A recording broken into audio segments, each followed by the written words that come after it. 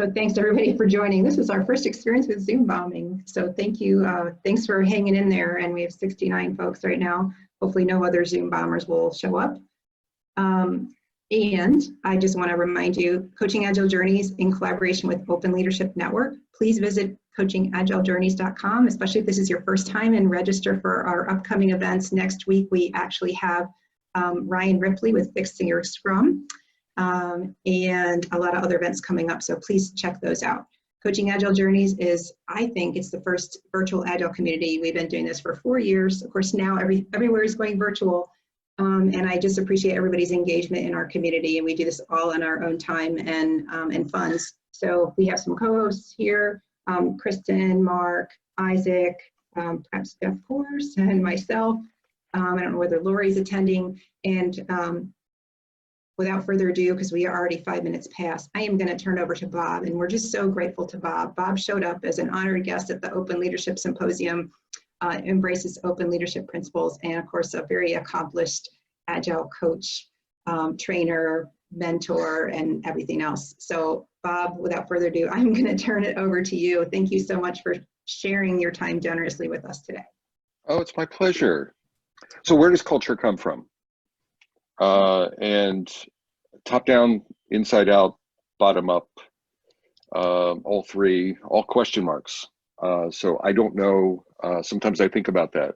Or does it does it come from somewhere else? So I've been thinking a lot about culture shaping lately, probably for the last year or two. And I'll try to define what that is and the part we play in that. And then do you acquire culture? Do you buy it? Do you hire it? Do you build it? Do you grow it? I think there's a lot of people, a lot of leaders, and my lens is teams and enterprise coaching, but also talking to leaders. And I think a lot of leaders think, not all, but a lot of leaders think that, recruiting, I can hire the culture. And I think a lot of leaders miss the part that they play in culture shaping. They sort of understand it, but then they sort of don't, is at least my observation. And they think it's more of an organic thing. A lot of leaders think it's an organic thing. Like if we have a merger and an acquisition, it's almost like we can buy the culture, right? We can inherit a culture and we can merge it in or something like that. So that's one thing I want you to think about. I assert that most of it culture comes from leadership. That's my thinking and my observation. Probably if you wanted a percentage, it's like 80-20, Pareto principle. It's 80-20, maybe 80% of the culture comes from a top-down sort of thing. And it's not necessarily well-directed. It's tied to the behavior. It's the space. When I think of it, it's the space that leadership creates or change agents create. And I'm using a little L leadership model here because I think we're all sort of leaders or influencers or change agents or change artists in some way. The other thing I want you thinking about is it's top down, but I think it's in every micro step that we take. It's not a PowerPoint. I've had senior leadership positions, and I would have an all hands meeting once a year, once every 6 months. And we would set the tone with the business landscape, and I would try to reset the culture, and I would have some slides up and I would talk about what culture I'm looking for. And I sometimes would make the mistake that I would walk away and say, my job is done here.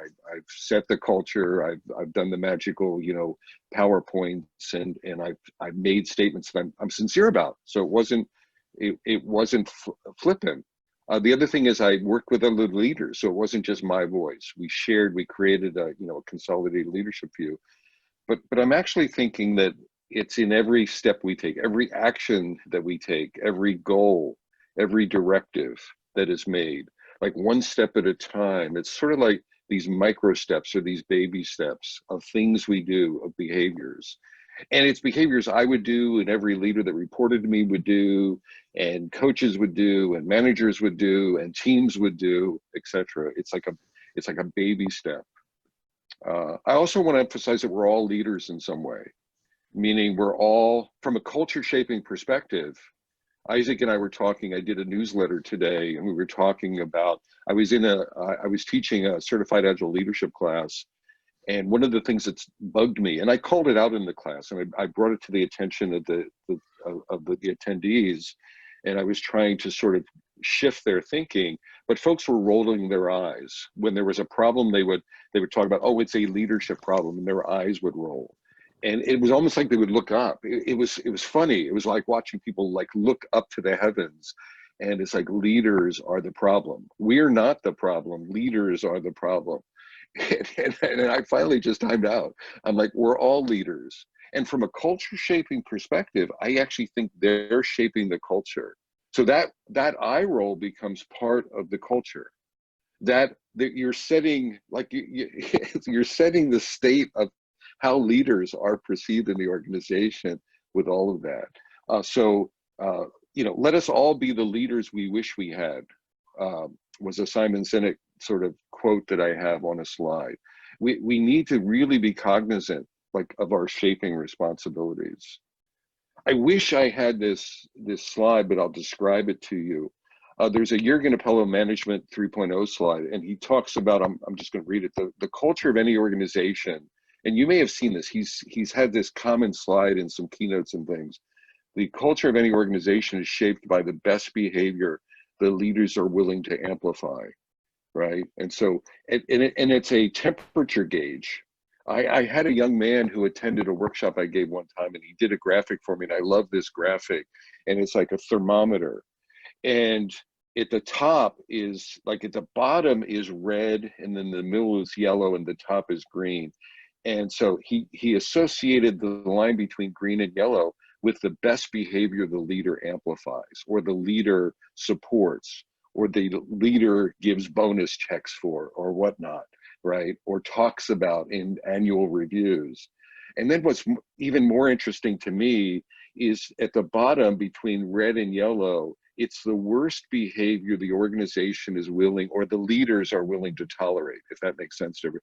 So there's amplification, and then there's toleration. And in between those two dimensions is culture. Company culture sort of lives between those two things. And leaders are influencing both ends of that. So it's what we do, but it's this behavioral check, but it's also what we don't do. For example, and this would never happen, but let's say there's sexual harassment going on. I actually think I read an article, I forget what company it was. It was a company in Silicon Valley where one of the founders, one of their brilliant jerks, one of their, sort of a founder and a brilliant jerk was harassing someone, and they didn't fire them. And it was sort of this toleration. I think they left because it seeped out of the company, and it created such a mess that they had to actually resign. But the company didn't react itself. So here you are now. Clearly, sexual harassment was not what they were supporting, right? So they weren't but they were tolerating it. And imagine what that toleration was setting in the culture, because everyone's paying attention to that. Everyone with me? It seeps out into the culture. So that's an extreme case of toleration. But what if, what if lack of safety? Everyone with me? We talk about safety in Agile context so much. What if there's a leader in a company who is clearly not treating their employees with safety? Are we tolerating it? Oh, they're brilliant. My God, the customers love them. Well, that's great, but tough, right? It's not tough, but I would want to bring that toleration up. No, we're not going to tolerate that. We have our principles, and we're going to raise the bar for that. So you either stop or you get out of here. But again, we tolerate so much behavior, and those are extreme behaviors. But I'm talking about just like it's even simple behaviors, like not all voices are heard. Everyone with me? So we don't care. So something as simple as not all voices count and we tolerate that in certain teams. Well, then we're setting the cultural landscape. And I'm just setting this tone here. And I want everyone, if you're listening, to get a piece of paper, because I'm going to get you to we're going to have some checkpoints for you to do some work. So get a piece of paper and this thing called a pencil or a pen. So like it's a manual. Yes, I would actually like you to do it, sort of low fidelity. So if everyone could, unless you can't find paper and a pen. Another part, I'm taking ORSC coaching training. I've gone through the training, and I'm now in the coaching cohort right now. And there's something that ORSC is organizational relationship system coaching, and it's a professional coaching mindset for groups. And one of the things that I really like that they taught us is this thing called meta skills. And meta skills are, they're how do you frame your perspective in your mind, or how you show up or being present. So when I was teaching, last week I was teaching a CAL class, a leadership class.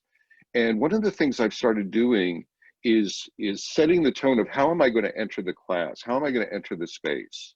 So the first day I'm like, my meta skill is going to be curiosity. Everyone with me? That's a meta skill. I'm going to bring in curiosity in my head. I'm going to try to show up with curiosity. Another thing for me is, and I'm naturally playful, but I want to amplify the playfulness, particularly in the first day, because we're setting the space for every other day. So I'm like, my meta skills that I'm showing up with, my mindset, how I'm showing up, is playfulness and curiosity. Other meta skills could be courageousness or deep democracy, for example, making sure that all voices are heard, or even edgy behavior. Everyone understand what I'm saying? One of the things with meta skills is there's actually this magic. This has nothing to do with culture. Well, it's a little bit with culture shaping.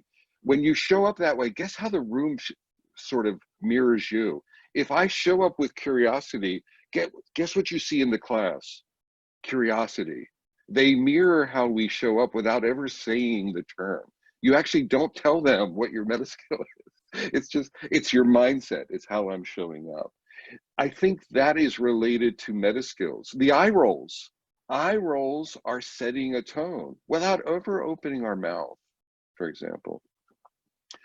The thing, micro steps. Remember I was talking about micro steps? Be cognizant of our baby steps. It's things like our words, our actions, our rules, our reactions, eye rolls, our behaviors, our models, how we're modeling, what we do, what we don't do, what we say, what we don't say. Like, again, that's a sort of, what do we tolerate, right? Someone bursts into a retrospective, or someone dominates a team meeting at a daily stand-up and no one says anything. Does that, oh, but no one said, it's no big deal. No, it is it's a little baby step that sets the culture. It shapes the culture. And it's not, that is actually something that we can influence. It's how we show up in our presence, like in the meta skills. I sometimes call this walking our agile talk.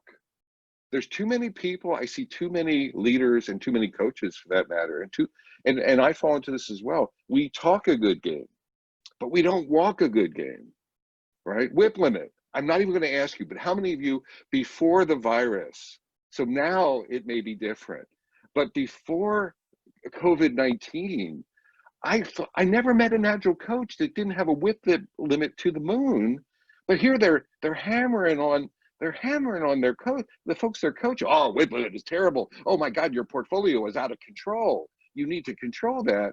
But then they're not walking their own talk. Think about what that is saying. Like it's talking to the people they're coaching, and it's not.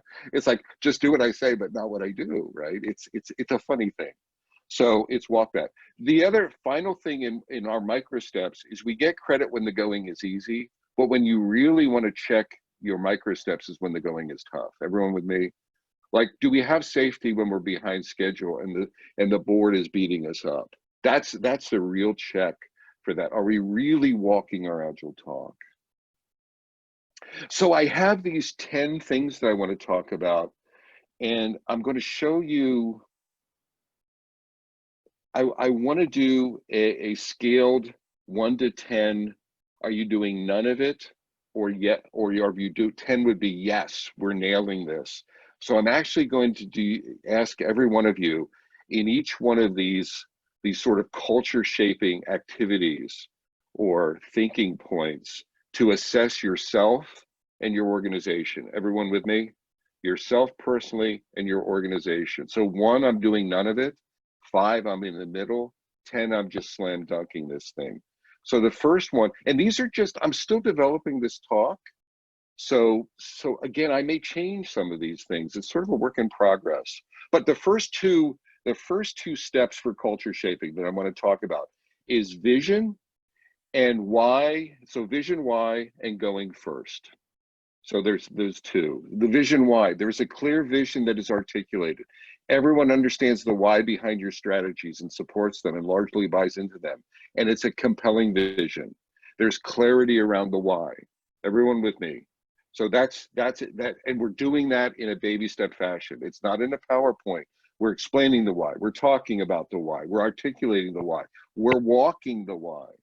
The second one is leaders are going first. I'm really stuck nowadays on leaders need to lead. They need to be out front in a transformation. I don't care, you know, and paying for it, paying for consultants and Bob Galen's to come in does not count that you're leading, you're out front. I mean, you're training yourself, you're failing, you're trying new things. So the leader is going first in learning and experience and change and inspiring the way. The organization and teams are never asked to do something where the leader hasn't gone first. Right? You're never asked to go, like you're never traveling, right? The leader is behind. Go, see if there's a lion up there, please. Go see if there's a lion. Yeah, right, and get eaten, right? And I'm sitting back here. I was watching, what is it, Gladiator. I don't know if you remember Gladiator, and what was it? Caesar is on the hill watching everyone get their butt kicked and getting killed and things like that, right? That is not the model that we want. I mean, he looked sad, right? He was sad. He was losing people, I guess. But that's not the model. If you remember that vision of the, and I love the Gladiator was in the mix. Hold on a second.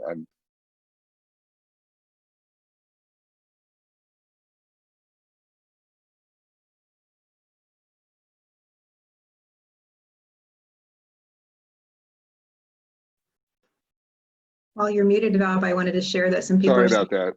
are saying Oh, go ahead. they're really enjoying not having any slides because they get to see your face. Cool. I don't know about that. It's the lighthouse that has everyone intrigued. It's not me. But so I want everyone to think about, so this is the pause. There's 2 baby step patterns to digest, and we're going to do this. There's 10 of them, so we're going to do this 4 more times. I want you to think about vision and why.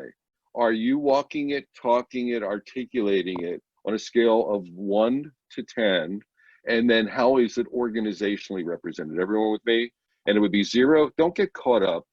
It's not arithmetic. I'm not going to tell your boss or anything like that. It's just a personal assessment. And 10 would be, we sort of slam dunk on vision. I'm really good at that. And then the other one is going first. Do I go first? Am I good at going first?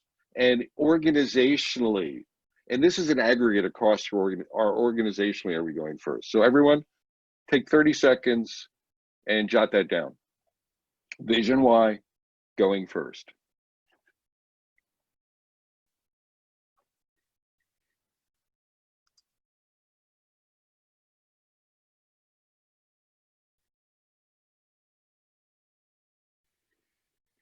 I have a wonderful graphic. I'll just give you some background.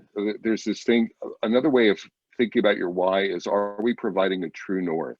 Is the way I think about it. Purpose and passion. There's something called ikigai. I have this sort of picture about the ikigai, and the ikigai is sort of the central point of what we're passionate about, what's on mission, what aligns with our vocation and our profession. And it's sort of that sweet spot of, are we finding our true north? And that's really what I mean by the why. So a clear vision, why exists? Do you have a vision? Is it consistent? Has it been communicated to everyone? Is it aligned across the organization? How compelling and energizing is it? It doesn't, a good why is not, let's get 22,000 story points done. That's a tactical why. Leaders going first. Are leaders going first in understanding the mindset, training, coaching, open-mindedness, changing their own behaviors, taking responsibility for their personal learning? Cool. So 2 more patterns. Invitation. I don't know where this comes from, Heidi, and language. So there's this notion. It's fairly clear. You can't make someone be agile or change them. I mean, you can say it and you can abuse the heck out of them, but that's not the point.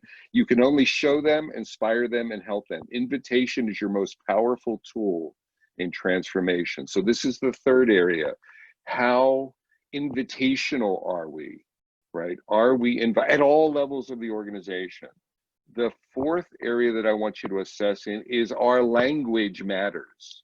Language matters. It's not only what you say, but when you say it and how you say it.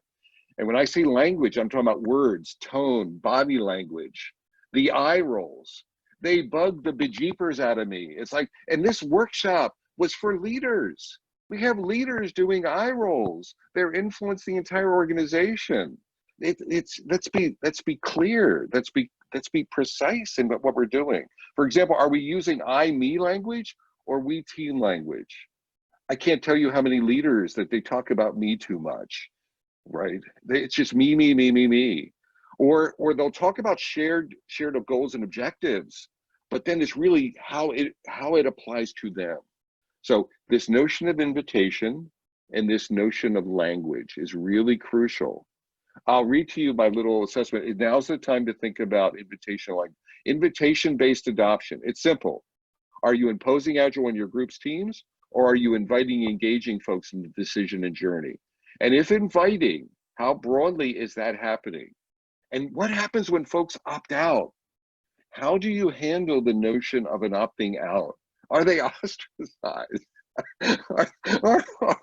or is that actually as good a thing as opting in? Is opting in as good as opting out? And I mean really, like, and I'm talking about the language and the body language and the tone and your actions, your reactions and your email. And then language use. I talk about push versus pull language. Tell. So are you telling people? Or are you asking questions? Are you telling or asking? Are you using I versus me, us versus we, individual versus team language? Is there blaming?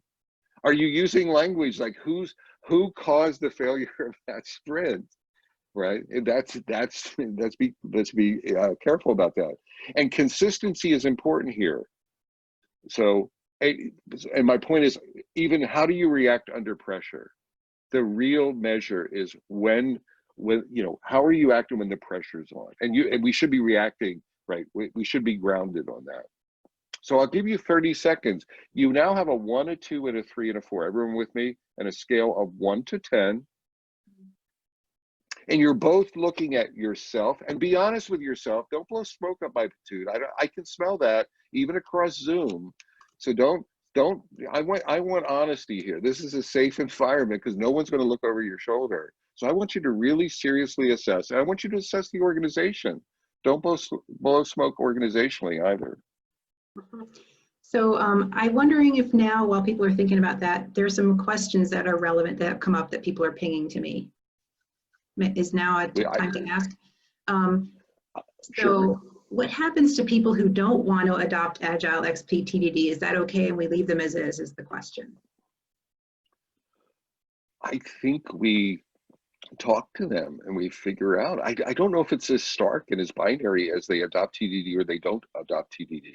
I think it's, what are our goals and objectives? What is the mission? How do we engage them in deciding TDD is important? If there's an invitation-based view and the team decides, and it could not just, it's not 100% team, there could be business and organizational rationale for driving TDD. If you're in a regulated environment, for example, that might make sense. Well, then that becomes part of the operational characteristics of the organization.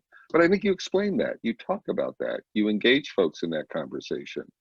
I think if someone totally opts out, let's say we're doing medical systems software and we have to do traceability. If anyone's ever done that for regulatory approvals of things, we need traceability. And if there's 20 people out of 200 that say, I'm not going to do traceability, and we've gone through all of these paths and really tried to be respectful and explain, and it's just obstinate. It's just, we're not going to do traceability. I'll leave it to you all to decide what to do. We either run the company and we don't do regulatory, which means we can't sell the products, which means the inmates are running the asylum, or we do something else. I don't know what, there's a dilemma there. But I think we don't start with prescription. I don't think we go in and start with someone, a leader has predetermined everything we're going to do and just hands that to folks. Thank you. Other questions? I'll quickly go through another one. So listening, go ahead, I'll take another question. Sorry, there are lots in the chat and they can only go to me because I've disabled, I've disabled the chat between attendees for this reason. Um, so How about if I get through my patterns and then we do some questions and you could tee up some that that's you awesome. think are, if you think, so I will trust you, Heidi, as the keeper of the questions, okay? So number 5 and number 6, I think we're on. Everyone with me? 5 and 6? Listening and storytelling. Listening. There's a lot, there's the lost art of the open-ended question. And when you ask and then listen deeply and broadly across all channels, everyone with me, becoming an observer of your ecosystem and adjusting to it. I think we've lost that. So really deep listening. Part of listening is listening. Do you ever, I wonder if any of you have ever listened to what should have been said but wasn't said. So it's actually listening for what wasn't said, right? Like, for example, in a team, someone says, this is a contrived example, but I come in and I start as a scrum master, I start telling the team what to do, and no one pushes back on that. So nothing was said. So you might think, well, but then the team sort of acquiesces to that. They've agreed to that. I don't know if that's true. It could be a problem, but no one's feeling safe to raise it. I'm really bullish nowadays, and I think Mark is here. I think he has an alignment with storytelling, for gosh sakes. Uh, and I've been talking about storytelling for quite a few years, and each year I'm like, it's more powerful. Oh my God, it's more powerful. Oh my God, it's more powerful. It becomes this like cultural enabler of not telling, but showing the way, like waving your hands, looking at the lighthouse. Like I might have the lighthouse over my shoulder intentionally. It's like, I'm going to show everyone the light. Right, and you're going to be drawn to it. Look at, can you see? Then there's sun in the in the story. But telling, demanding, prescribing are ineffective. Great leaders need to become outstanding. Maybe outstanding is too strong, but really, really good storytellers in all directions, not just down, but out to peers. Storytelling to peers, sharing a vision with your peers is a wonderful way to get that first team alignment, to create a leadership team, and then sharing your stories upward as well. So it's a 360-degree, and the same storytelling techniques don't always work. Like downwards might be ineffective, your sweet spot there. So you need to sort of change your style or get your style. Sharing your goals, your aspirations, inspiration via stories, lessons, metaphors. It's so wonderful. So listening and storytelling become part of those baby steps. Again, I listen one little conversation at a time and show people how I'm listening. One little story at a time. I have a Steve Jobs quote: the most powerful person in the world is the storyteller. The storyteller sets the vision, values, and agenda of an entire generation to come. I know that sounds schmaltzy, but it's powerful and it's true. It's storytelling. And Jobs was a wonderful, if you're looking for someone to gain lessons of effective storytelling, looking at Steve Jobs, I'm not talking about his leadership style. I'm talking about his storytelling capabilities there. So deep listening, number 5, are you leveraging powerful listening skills? Tolerance for quiet. Part of listening is allowing quiet to expand in a space. Are you observational skills? The energy in the room, the ecosystem, what's not being said, allowing for deep democracy. And then storytelling, are stories being gathered, then used, woven together? It's not just individual stories, but how are they weaving? Do you know one of the keys for when you can measure your goodness as a storyteller? When people start stealing your stories and telling them, and you can step back and it's like, now my story has instantiated in the culture. Good, go get another story and seed it into the culture. 1 to 10, deep listening, storytelling. Next set, curiosity and inspiring joy. Bringing that unfettered, wide-eyed, enthusiastic, unbaggaged mind of a child to bear in everything we do. Did you get that? That mind of a child, open-minded to new things and the possibilities, empowering experimentation and learning, like real curiosity. And you get excited. You ask a question and you're just waiting for the response. You're not waiting to like jump on them. Oh, that's not the right answer. We need it in 2 days. But you're really curious. And then you're inspired. You're bringing your whole self to work in a joyful manner, maintaining that playfulness, that fun center in every interaction, and staying mindful of the emotional field. Remember, I talked about meta skills earlier. We set an emotional field around us, whether we like, and it is what we bring. So what are we bringing? What are we bringing to play, into play? So that was 7 and 8. There's only 2 more. I'm going to hit you with those and then I'll shut up. Creating safety and modeling. So can I say I don't know? Can I challenge the status quo? Can I foster constructive debate? And do I feel like my experience ideas matter? Is it inclusive? Right? Is there inclusivity? Right? The safety in all factors. There's a wonderful, after this session, if anyone, I'll share it with Heidi and the folks. There's a wonderful 4-quadrant model on safety, which I think really nicely broadens our view of safety and sort of the areas of safety that I talked about in my class. Then modeling. If you simply observe the culture, is everyone walking their talk? Modeling the right behaviors, what's happening under pressure. So this goes beyond, this is more the organization. Are we modeling that and setting that so others, is it becoming infectious to some degree, right? Is how we're showing up, the power of modeling. When I run classes nowadays, I teach, but I also try to model. I spend a lot of time. So am I showing up? Am I giving safety? Am I listening effectively? Am I being courageous in challenging things that I heard, like the folks rolling their eyes in that class? I'm not doing it to be an ass or a jerk. I'm doing it to model my principles. I actually think, and you all may disagree, but I actually think at the end of the day, the impression I leave behind in the class from my modeling is the most powerful impression. I've shown folks that I'm walking my talk. Like, I think culture shaping is walking our talk. And again, so creating safety, real quick, 1 to 10, you and your organization.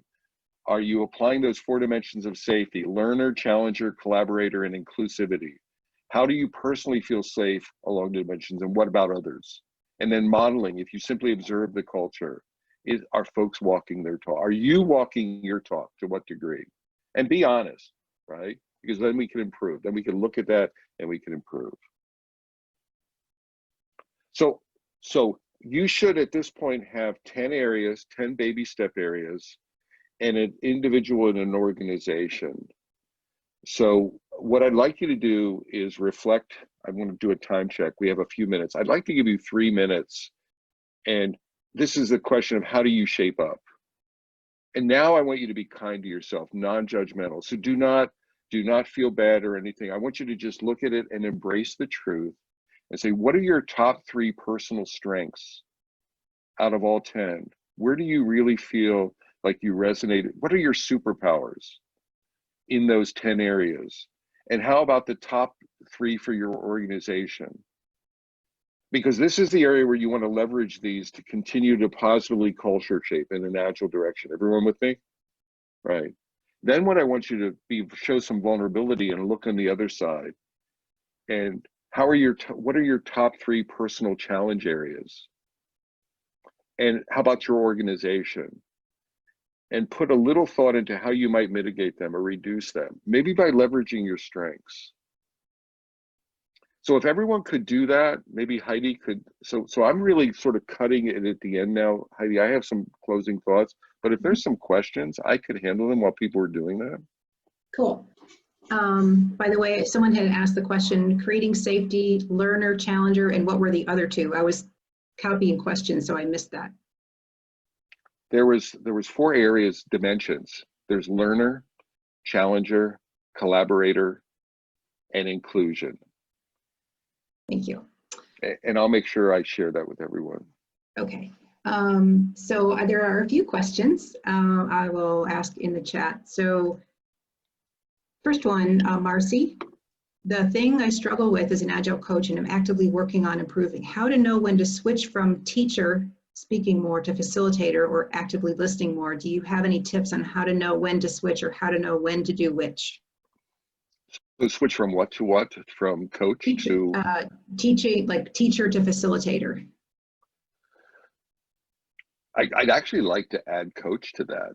So I think I'm thinking of these circles or these X-wings or models where there's facilitation, there's mentoring, there's training, there's coaching, and then there's some skill things in some of the models as well. Like, do I have business acumen? Do I have technical acumen?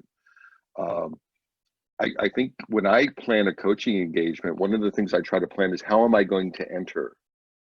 And I try not to over plan it, but in an engagement is like if I'm walking up to Heidi and there's a situation I want to chat, am I going to show up as a facilitator? Or sorry, so just how am I going to enter the conversation? And I try not to, I try to be situational in that. And usually the way I enter it is more with a coaching stance, which is more of a question stance, if that makes sense to everyone. So I'm asking powerful questions, or I'm curious. Now, depending on what happens there, then I usually switch to, my default is mentor trainer. I actually think less trainer and more mentor. So I very often will switch then to mentoring because I have a lot of experience and they want to tap my brain and they want to share my experience. So I'll go from that. I might stay in coaching or I might go to mentor, if that makes sense. I may go to facilitator. Part of mentor is, show people what modeling is. Another stance for me is model so it's not just mentor, but show them what I mean. And I end up doing a lot more modeling nowadays. I don't know if anyone's ever done like dojo coaching conversations where you actually simulate something. I try to actually simulate a situation to show someone like a stance or an approach, and I find that really resonates and helps people to overcome some challenges. So I don't know if I answered it, but enter coach. And then sort of see what goes from there and not try to bounce around the wheel too much. So the other thing I try to do is not confuse someone by like, I'm going to be a trainer, then I'm going to be a facilitator, then I'm going to be this, then I'm going to be a horse, then I'm going to be in a lighthouse, then I'm going to be this. I try to settle on like two or maybe, so I enter in one way and maybe I shift between two. Someone was asking a question. Oh, that was me, and you actually exactly answered right there what I was going to ask you. It's like, how do you enter into it? And I love it, entering in as a coach, and then you make your stance from there. Right. The lost art. And again, Mark, I like to talk, and I have all this experience, and I'm very passionate, so I want to go in and help. So it's actually not easy for me to go in asking questions, and then if they don't answer.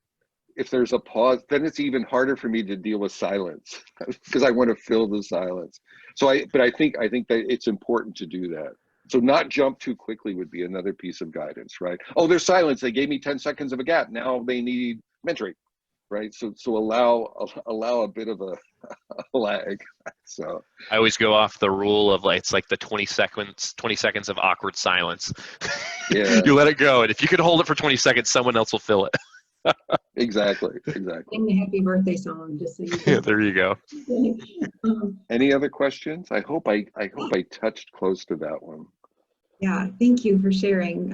Thank you so much. So I got a question from Haas. When you refer to vision, what do you believe are the key elements of a compelling vision? And Haas says, I'm a fan of purpose, values, and clear picture of the future. Any guidance there? I think I don't have a recipe, Haas, and I like what you said. I emphasize compelling, so I'm going to amplify. It gets the juices flowing. It gets people excited. What gets you up out of bed in the morning, everyone, and you jump out and it's not work, right? It's something. The joy of doing whatever it is we do. So whatever terms you use that gets super excited, and it's even role specific. Like I remember years ago, we had a team that did more bug fixing, and we crafted a vision. So that sounds like grunt work sometimes, or that sounds like not really exciting stuff. But we worked really hard to map the impact that had to the clients, to the team. So yes, yes, it's super, whatever you think it is, it's exciting. The other thing we did is what benefit that was doing to the other teams, from the point of view of folks were fixing bugs that allowed other teams to, so they were serving other teams. So, and it was a juicy sort of mission and vision for that team, not artificial, and it has to be genuine as well. So whatever words, yes, those three terms are fine. But you know what, if you define something and I'm like, oh yeah, okay, another day, another dollar, right, blah, blah, blah, another PowerPoint slide, then it has to get folks up. It has, the other thing I think nowadays with generations today, it has to be changed. It's not just revenue. Everyone with me, it's like, what are we doing to, like, I remember years ago, I almost got a job at a Gates Foundation company that was doing data mining for folks studying diseases in Africa. And I was actually doing some consulting there, and I wanted to work there just because it was freaking giving back to society. It was something that gave back to the human, to humanity. And I think that's actually part of how do we craft how does this matter, not just from a business point of view, but from a social point of view, from a life point of view, if you can do that mapping. Question. For leaders who grew up with power, what is in it for them to make the decision to move to invitation, in particular when their deeply rooted belief system is that their job is that people are passive and need to be driven? Theory Y and theory X, right? I mean, for me, all I can tell is a story that I was one of those leaders. And thank goodness. And Trisha Broderick has a story. She has a Genesis story like this. I have the same Genesis story. It's a thank goodness Genesis story that I realized that is ineffective. That doesn't scale. That doesn't work. That doesn't create great products. I can share my story with them. I can help coach them and work them down the path. We can talk about experiments they can run. Just like we said earlier, I can't make them sort of change that view, but I can inspire them in storytelling. I have oodles of stories, and literally, it's not just stories. It changed the landscape of the business. It changed how we did business. It changed ROI. It changed everything. This is not a BS story. This is not an Agile champion story. These are real stories. So I think I would start there and trying to mine those. If you have any of those. If you don't have any of them, then you have to, I talk in my CAL class, if you don't have that compelling Genesis, then you have to find that compelling. You really need to actually find, you need a anchor story of why you're doing Agile before you can invite or sell other folks, if you will. Everyone understand what I'm saying? What's the inside of you anchor story that drives you? If you have a gap with that, then you have to find that. So those leaders have to find it's an inside out job. So part of it is helping them find that inside out job. Cool. Thank you. What else? So actually, there are at least one or two questions about the eye roll. So when you're telling the story about the people eye rolling, one of them is, how did you hold the leaders that eye rolled accountable? Or when you approached the leaders that eye rolled, what did they say? So did you approach them and what happened then? One of the things I tried in this class, I get leaders, but I also get a lot of coaches or a variety of levels and flavors of coaches or change agents and things. And one of the things I did with that is very often the posture is that person to a leader. So when they're looking up, they're looking up. It's an adversarial relationship, right? It's them and me, it's them and us. And I was trying to pivot them from this face-to-face. I actually walk over to them and I stand beside them and I'm like, can we pivot that to we're standing side by side instead of face-to-face? And can you lead with empathy? One of the things I think very often we don't do is we don't walk in the shoes of leaders. Of leadership. We sort of Dilbertize leaders, we marginalize leaders, we categorize leaders, and this actually aggravates me a lot. But a lot of folks, they don't understand leadership. They've never been leaders in some of these situations, and they don't take the time to walk in their shoes, walk beside them. I wish everyone who is eye rolling with leaders would walk beside them for 2 or 3 weeks.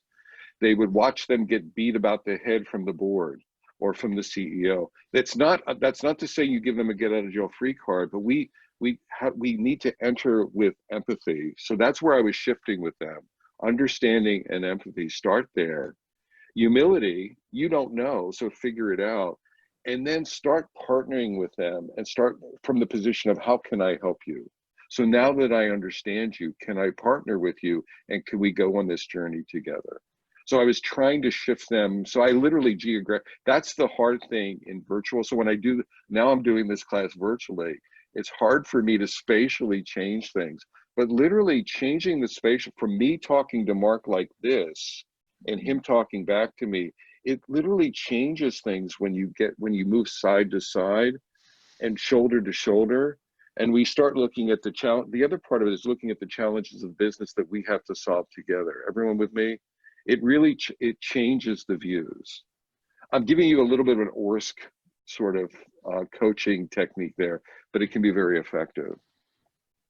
Again, I'm trying to challenge those folks to think. One of the things I want to do is really challenge the status quo in that class, not just in that class, but in general. And I'm not trying to look for a revelation in the class. I'm trying to look for them to think. I also think that journaling and just reflection. So I may not make a change then, but if I can inspire folks to reflect and to journal, there may be an epiphany later on. I'm hoping for that. Journaling, yeah, I love that. So someone asked this question and she said that her question was answered, but it was basically, I'm just wondering if you had anything else to add real quick here. If we can agree that formally appointed managers, leaders with a lot of decision power can really stop or delay any transformation, and I acknowledge we're all leaders, what can we do in reality to help them become actively supportive and co-driving the transformation, even if they're truly against it? And so you answered some of that, I think. Any additional thoughts? So we need to stop making them and start showing them. That conversation of you're not agile, or you only had a half an hour training. If you attend my workshop, I will convert your thinking. If you give me 2 days, it's presumptuous. It's not meeting them where they are. It's actually obnoxious. It actually aggravates the heck out of me. When I role play from a leader perspective, if I've been in senior leadership roles and I've had coaches and folks come up to me and behave this way, and it's incredibly rude and it's incredibly sort of, it just, and I'll smile at them, but we're not in it together, and it's not empathetic. So I actually would say, start with yourselves. Stop trying to convert. What are you doing to show the organization every baby step, every day? What does great Agile look like? Everyone with me?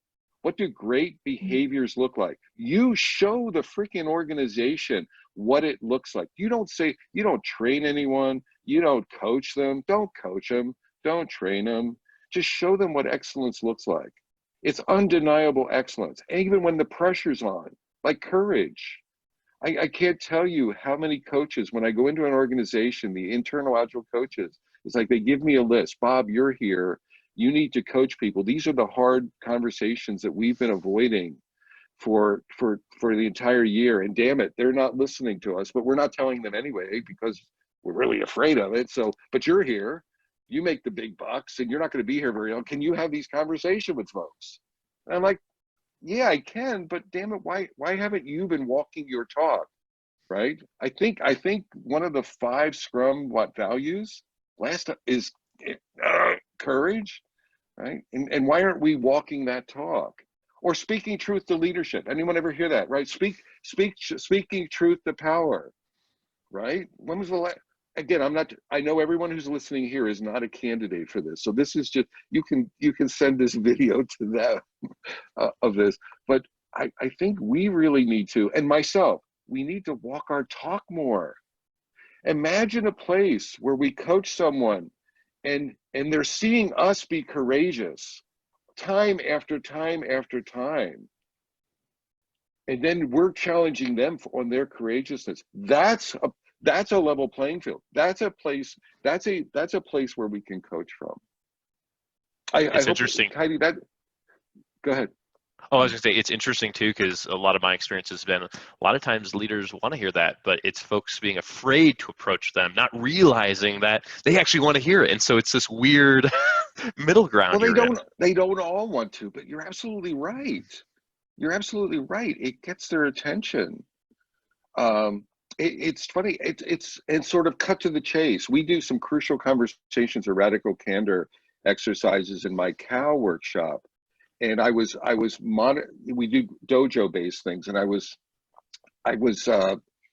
listening in on a dojo, and they had this 10-minute conversation, and I interrupted at the end, and I'm like, stop. I mean, you did a great job, but stop. Let's try this.